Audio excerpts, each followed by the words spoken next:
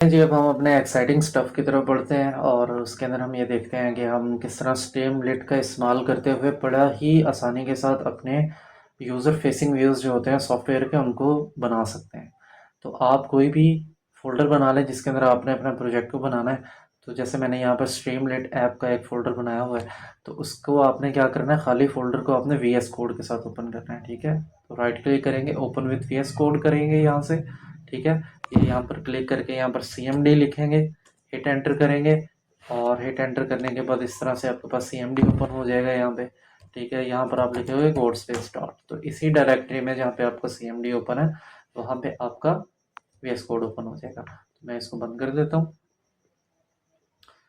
अच्छा, तो अब आपने क्या करना है, अब आपने एक फ़ाइल बनानी है। उस फाइल का नाम मैं रखता हूँ app.py। आप कोई भी नाम दे सकते हो इसका, बट मैं यहाँ पे app.py रख रहा हूँ। ये वेलकम वाली मैं टैब बंद कर देता हूँ। अच्छा, आपको पता है कि कंट्रोल प्लस टिल्डा दबाने से इंटीग्रेटेड टर्मिनल ओपन हो जाता है। अब आपने इसके अंदर सबसे पहले तो ये काम करना है कि आपका जो वर्चुअल इन्वायरमेंट जो आपने क्रिएट किया था और जिसके अंदर आपने स्ट्रीमलीट इंस्टॉल की थी, उसको आपने एक्टिव करना है। तो एक्टिव करने के लिए कमांड क्या थी, conda एक्टिवेट माई टेस्ट एनवी, ठीक है? तो आप ये देखो कि जब मैं इसको ये कमांड दूंगा तो मेरे डायरेक्टरी पाथ के पीछे वो इन्वायरमेंट का नाम आ जाएगा जो हमें इंडिकेट ये कर रहा है कि आपका ये वाला स्पेसिफिक वर्चुअल इन्वायरमेंट एक्टिव हो गया। अगर आपको अपना नाम नहीं याद वर्चुअल इन्वायरमेंट का क्या रखा था, तो आप कॉन्डा env लिस्ट लिखें, तो आपके पास एक लिस्ट शो हो जाएगी जहाँ पर आपका कोंडा के सारे इन्वायरमेंट जो भी आपने बनाए थे वो आ जाएंगे। तो फिर आप उसे देखकर अपना कोई भी नाम वर्चुअल इन्वायरमेंट का सेलेक्ट कर सकते हैं। अच्छा, दूसरी चीज़ फिर आपने क्या करनी है, control plus shift plus P दबाना है। आपने एक पाइथन इंटरप्रेटर को सिलेक्ट करना है। यहाँ से आप सिलेक्ट करेंगे वही वाला पाइथन इंटरप्रेटर जिसके अंदर आपने स्ट्रीमलीट को इंस्टॉल किया था। अब आप ये देखो पाइथन इंटरप्रेटर मैंने सेलेक्ट कर लिया है। मैं अपनी पिक्चर थोड़ी साइड पे करता हूँ। बॉटम राइट साइड पर आप देखें तो यहाँ पर आपका लिखा हुआ आ जाएगा VS कोड के अंदर कि ये वाला इंटरप्रेटर आपका इस वक्त एक्टिव है, ठीक है? तो इस तरह से हमें ये पता लग जाता है कि आपका ऐसे आपने अपने रियल वर्चुअल एनवायरनमेंट को एक्सेस कर लिया है जहाँ पर आपने स्ट्रीमलीट को इंस्टॉल किया हुआ है। अब विदाउट एनी फर्दर अडू हम शुरू करते हैं अपने स्ट्रीमलीट को, ठीक है? हमने स्ट्रीमलीट की इंस्टॉलेशन सीख ली थी और अब हम करते हैं जी अपना उसको प्रीव्यू करते हैं कि हमारा स्ट्रीमलीट इंस्टॉल हुआ है या नहीं हुआ। तो अ, अब आप ये देखो, अगर तो आपने कंफर्म करना है आपका स्ट्रीमलेट सही से इंस्टॉल हुआ है या नहीं हुआ, तो आपने क्या करना है, यहाँ पे आपने कमांड लिखनी है स्ट्रीमलेट और फिर आपने लिखना है हेलो, फिर आपने एंटर करना है।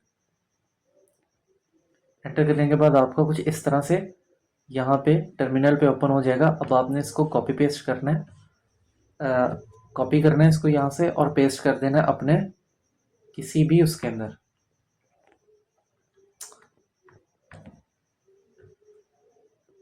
ब्राउज़र में। अब आप देखो यूआरएल के अंदर मैंने वो कॉपी पेस्ट कर दिया। यहाँ पे मैं इसको एंटर करता हूँ तो यहाँ पर अब देखो मेरे पास स्ट्रीमलेट का एक पूरा इंटरफेस ओपन हो गया।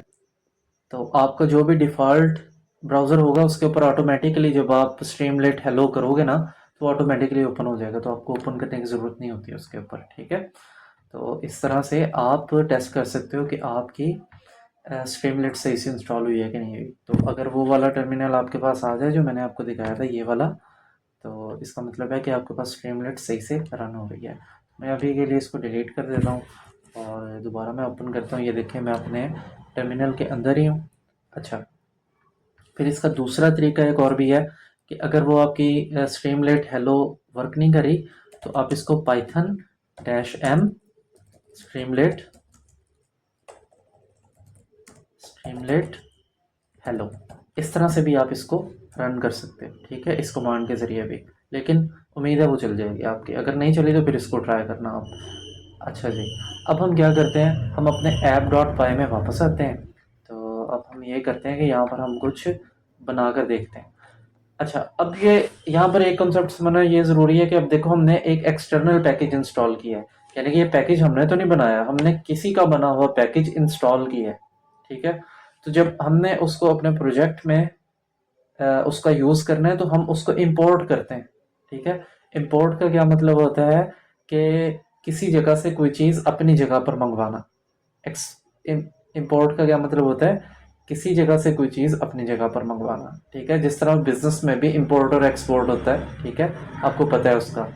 एक्सपोर्ट ये होता है कि आप अपनी जगह से कोई चीज़ दूसरी जगह पर भेज रहे हो, यहाँ पर हम इंपोर्ट कर रहे हैं किसी के कोड को, तो हम यहाँ पर लिखेंगे इंपोर्ट, ठीक है। इंपोर्ट क्या करेंगे, स्ट्रीमलेट। ये देखो हमने इंपोर्ट कर लिया स्ट्रीमलेट। अच्छा जी, अब हम क्या करते हैं कि हम, अब देखो हमने ये स्ट्रीमलेट को इंपोर्ट कर लिया, अब ये स्ट्रीमलेट हमारे पास पड़ी है। अब स्ट्रीमलेट के अंदर अपने मेथड्स हैं, अपने बहुत सारे फंक्शंस हैं, ठीक है, उनको हम यूज़ कर सकते हैं। तो उसके लिए हमें उन फंक्शंस की शनाख्त ज़रूरी है, तो हम वो स्टेप बाय स्टेप करके एक एक करके सारे करेंगे। तो स्ट्रीमलेट हमने लिखा और डॉट किया। आपको पता है हमने पहले जब वो ऑब्जेक्ट्स किए थे पाइथन के अंदर, बेसिक पाइथन के अंदर, तो हमने आपको बताया था कि डॉट के बाद हम कोई मेथड कॉल करते हैं, ठीक है। तो मैं ना राइट का एक मेथड कॉल कर रहा हूँ, ठीक है, स्ट्रीमलेट डॉट राइट। अब आपने कुछ भी लिखना है यहाँ पे, तो मैं, जैसे हमारी कन्वेंशन है हेलो वर्ल्ड की, हम हेलो वर्ल्ड लिख देते हैं, ठीक है।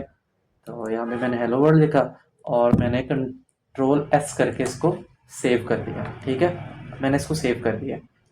अब मैंने अपना ये जो कोड लिखा हुआ है ना स्ट्रीमलेट का, इसको मैंने रन करना है और फिर देखना है कि इसका क्या रिजल्ट आता है हमारे पास। मैं क्या करता हूँ कि मैं करता हूँ स्ट्रीमलेट रन। अब देख स्ट्रीमलेट रन, अच्छा रन, अब ये किसको करे, जो भी आपकी ऐप डॉट पाई है, जो आपने बनाई है ये वाली, ठीक है। स्ट्रीमलेट रन, फिर आपने लिखना है ऐप डॉट पाई, ठीक है। अब स्ट्रीमलेट के अंदर आपकी जो स्क्रिप्ट है ऐप डॉट पाई के अंदर वो रन होगा, ठीक है। इस कमांड का ये मतलब है। आप इसको एंटर करोगे तो आप ये देखो, जिस तरह पहले आपके पास कुछ लाइंस आई थी इंटीग्रेटेड टर्मिनल पे, वैसे आपके पास ये लाइंस आ रही हैं, ठीक है। तो अब आप यहाँ पर ये देखो कि ऊपर टैब के ऊपर देखो, आपका जो फाइल का नाम था ऐप डॉट पाई, उसने ऐप ले लिया वहाँ से और यहाँ पे उसने हेलो वर्ल्ड लिख दिया है, ठीक है। इस तरह से अब आपका, आप इंक्रीमेंट करोगे इसको, ऐसा ऐसा करके ना बढ़ाओगे इस चीज़ को। अच्छा, मज़ीद आपको एक और चीज़ बताता चलूँ साथ साथ कि अब आप के लिए मैं एक और कमांड लिखता हूँ यहाँ पे। अब आप इसको कमेंट कर दो अभी के लिए, ठीक है। अगली लाइन में आओ और यहाँ पर लिखो स्ट्रीमलेट डॉट टाइटल, ठीक है। स्ट्रीमलेट डॉट टाइटल, टाइटल भी चलो आप हेलो वर्ल्ड लिख लो। तो कंट्रोल एस करो, ठीक है, और दोबारा उसके ऊपर जाओ वापस। यस, अब आप ये देखो यहाँ पर जब आपने कंट्रोल एस किया ना, तो ये आपके पास ऑप्शन आ रहे होंगे, आपने यहाँ पे क्लिक करना है ऑलवेज रीरन। अब जब आप इसके ऊपर क्लिक कर दोगे ना, तो आप ये देखो आपके पास यहाँ पे टाइटल आ गया और वो चले गए हैं। अब होगा क्या, ये ऑलवेज रीरन का क्या मकसद है कि जब भी हम अपने कोड के अंदर कोई अब चेंजेस करेंगे और जब हम उन चेंजेस को सेव करेंगे, तो यहाँ पर ऑटोमेटिकली वो वाली चेंजेस शो होंगे, ठीक है। अभी अजान हो जाए उसके बाद हम दोबारा कंटिन्यू करते हैं इस चीज़ को।